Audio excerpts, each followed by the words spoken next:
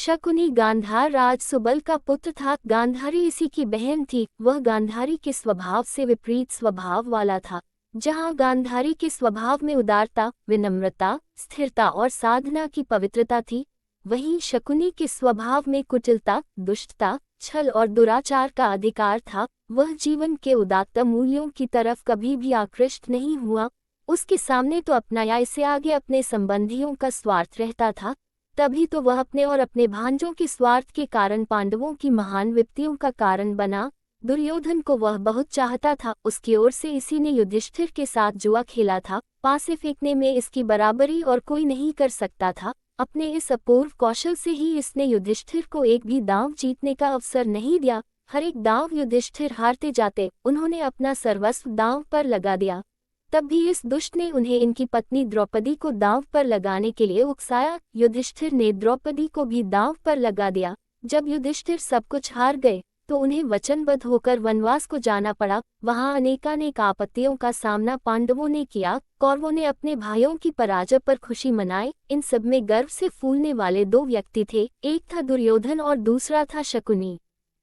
शकुनी ने महाभारत में युद्ध किया था। वह बड़ा अच्छा अश्वारोही था और गांधार के श्रेष्ठ अश्वों का एक रिसाला उसके पास था। सहदेव के साथ उसका युद्ध हुआ, जिसमें सहदेव ने उसे मार गिराया। उसके भाई और पुत्र आदि भी सभी मारे गए।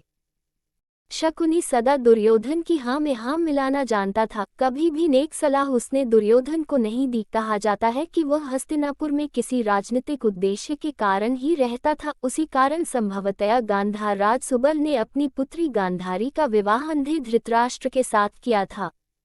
कुछ लोग तर्क रखते हैं कि आखिर तो शकुनी कौरवों का मामा था। फिर यदि उसने उनके भले के लिए कोई बुरा काम किया तो वह एक संबंधी के लिए स्वाभाविक ही है। कौन ऐसा होगा जो अपने संबंधी के भले के लिए प्रयत्न नहीं करेगा। लेकिन जहां तक जीवन की उदात्त चेतना का संबंध है, इस तरह के तर्क निराधार ही प्रमाणित होते हैं, क्योंकि शकुनी ने छल और कपट का आश्रय लेकर उस पक्ष का साथ दिया था जो अपने भाइयों के प्रति पूरी तरह अन्याय करने पर तुला बैठा था। जिन पुत्रों को स्वयं माता गांधारी ने आशीर्वाद नहीं दिया था, उनको शकुनी ने अन्याय की ओर अधिकाधिक प्रेरित किया। शकुनी का ऐसा करना यही व्यक्त करता है कि उसके हृदय में न्याय और सत्य की प्रेरणा नहीं थी। वह तो एक कुटिल व्यक्ति था जो अपने स्वार्थ के कारण जीवन की उदात्त गरिमा को ठुकराकर कितने भी नीचे गिर सकता था। महाभारत के पात्रों में जहाँ एक तरफ जीवन की श्रेष्ठता और उदात्त गरिमा बोलती है, उसके विपरीत शकुनी जैसे व्यक्तियों में शूद्रत्व का भी रूप में हमें मिल जाता है। कौरव पांडवों के ग्रह कलह का बहुत कुछ उत्तरदायित्व उसी पर है। यदि वह कुछ और ऊंचा उठकर सोच पाता तो पांडव भी तो उसके भांजे थे। उनके प्रति वह इस प्रकार विद्वेष नहीं रखता।